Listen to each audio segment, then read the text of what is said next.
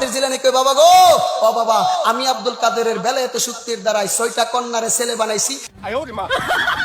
Mind করেন না ভাই, মাইন্ড করেন না, ভিডিওটাকে দেখেন, পুরো ভিডিওটা দেখবেন, এরপরে সুস্থ মাথায়, আমি জানি এই ভিডিওটা দেখার পরে আপনার মাথা সুস্থ থাকবে না, মারো মুঝে মারো, আপনি অসুস্থ হয়ে যাবেন, আপনি মানে বেকারগ্রস্ত হয়ে যাবেন মানসিক ভাবে। কারণ এমন কিছু আলোচনাই রাসেল ভাই আপনি কল্পনা করতে পারবেন না আমি আজকের ভিডিওর মাধ্যমে নিয়ে আসতেছি।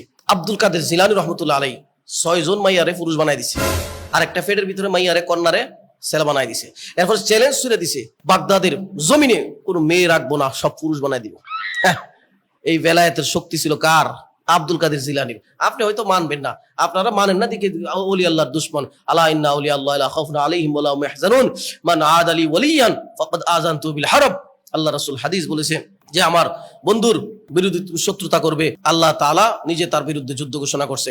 অতএব আমাদের সুজন শাহ আল কাদেরী দরবারি মাইজবান্ডারি খাত ফুজারি মাজার ফুজারি চিল্লি ফুজারি সিন্নি খুরি, উনি আজকে আপনাদের কাছে চমৎকার একটি ওয়াজ ডেলিভারি দিবে, বেদনা ছাড়াই প্রসব আপনাদের সামনে করবে।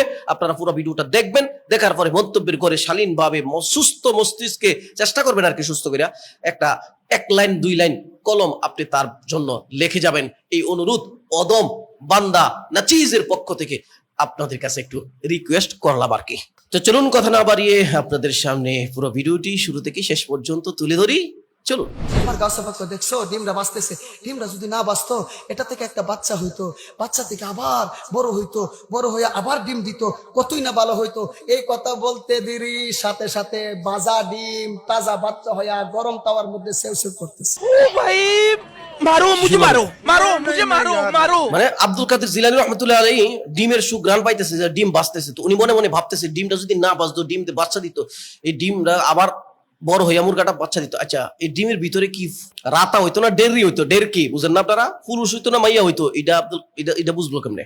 মানে ডিমের ভিতরে কি সব মাইয়া থাকে? উনি মনের ভিতরে একটা খায়েশ ব্যক্ত করছে, ব্যক্ত করার সাথে সাথে রে ভাইয়া কি হয়েছে, মানে সেই তাওয়ার মধ্যে যেখানে ডিমটা বাজতেছে সেখানেই এই বাজা ডিমটাই আবার কি হয়ে গেছে, ডিম হইয়া বাচ্চা দিয়া সটফট মানে সেও সেও সেও করতে আছে কিসের ভিতরে, সেই তাওয়ার মধ্যে।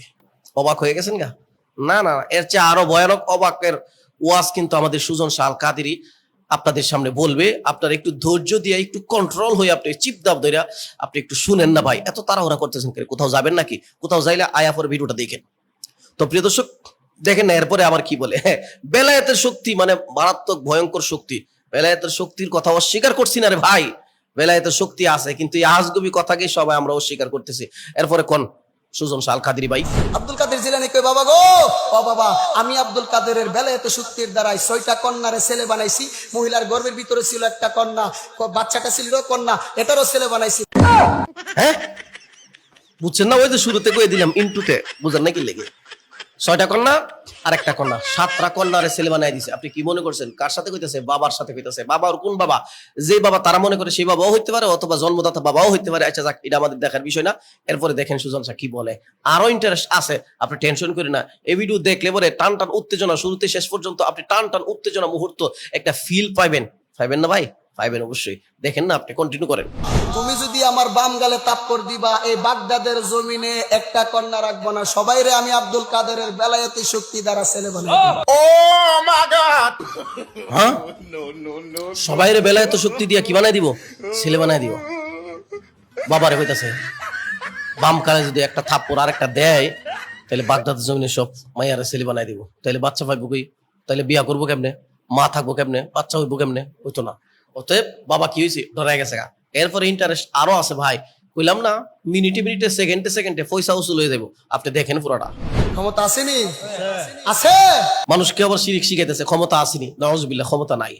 আল্লাহ ছাড়া পৃথিবীর অন্য কারো ক্ষমতা নাই যাকার ও উনসা, পুরুষ এবং মহিলা সৃষ্টি করার। আল্লাহ পাকের প্রদত্ত, এটা আল্লাহ পাকের একচ্ছত্র অধিকার।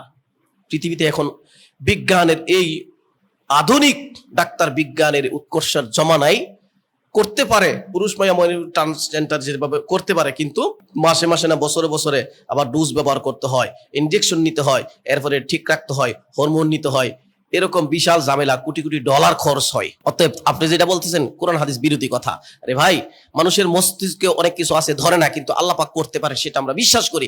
কিন্তু আপনি নিসবত যেভাবে করছেন, আব্দুল কাদের জিলানী রহমতুল্লাহ আলী মস্ত বড় আল্লাহওয়ালা বুজুর্গ ছিলেন, ওনার নামে যে এই মিথ্যা বানোয়াট কল্প কাহিনী বলছেন, উনি যদি থাকতো তাহলে আপনার কি অবস্থা করতো বলেন তো? ফ্যানের মধ্যে লটকাইতো। এবার বাবা যখন বাম গালের মধ্যে তাপ্পর মারতে গেছে, ছেলে মারছে দৌড় মেরে গিয়া কবরস্থানের ভিতরে ঢুকছে। কবরস্থানের ভিতরে কি জেন তেন লোক ঢুকতে পারবে? না না না, কবরস্থানের ভিতরে জেন্টাল ঢুকতো কেন? মরা মানুষ ঢুকবো। এরপরের কাহিনীটা আমি আপনাদেরকে একটু সংক্ষেপে বলে দিই। উনি তো ওয়াজের নেশাই মনে করে সময় কাটায়, একটু বেশি সময় বলছে।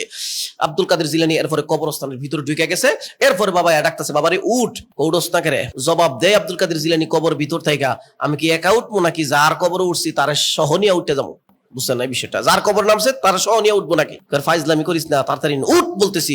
আস্তে, রিল্যাক্স, আস্তে বলেন। আর না হয় কিন্তু জোরে কথা কইলে কিন্তু কবরস্থানে যত মুর্দা আছে সবারই নিয়ে আমি উঠে যাবো। কি সুন্দর চমৎকার ওয়াজ, আর জনগণ সামনে আবালের মতো আ করে তাকায় সুবহানাল্লাহ মারহাবা বলতে আছে। অথচ এগুলো আসলে কোনো সত্য কাহিনী নয়, এগুলো বানোয়াট কিচ্ছা কল্প কাহিনী বলে বলে আপনাদের ইমানকে হরণ করছে। আর তার তার টাকা পয়সার দরকার, সে টাকাগুলো কামাচ্ছে। এটাকেই বলা হয় ধর্ম ব্যবসা। আমি তো তোমার জন্য কম কিছু করি না। বাড়িতে ভিক্ষুক আসছিলেন বলে হ্যাঁ, ভিক্ষুক রে এটা বাঘ আইসা মারছিলেন বলে হ্যাঁ, ওমা ওই দিনের বাঘটা ছিলাম আমি আব্দুল কাদের জিলানী। ভাগ হয়ে গেছে, ভাগ হয়ে ফকিরের কোন ফকিরে মেরা লাইছে, কত কাহিনী ইচ্ছা বানায়, মানে একটার পর একটা মিথ্যা কথা বাহিনী। যদি আমাদের এই সুজন শাল কাদেরি মাইজবান্ডারি দরবারি এই জিলাফি এই মাজারি পূজারির ওয়াজ যদি আপনি শুনেন, আপনি পরতে পরতে আপনার শরীরের পশম দাঁড়িয়ে যাবে।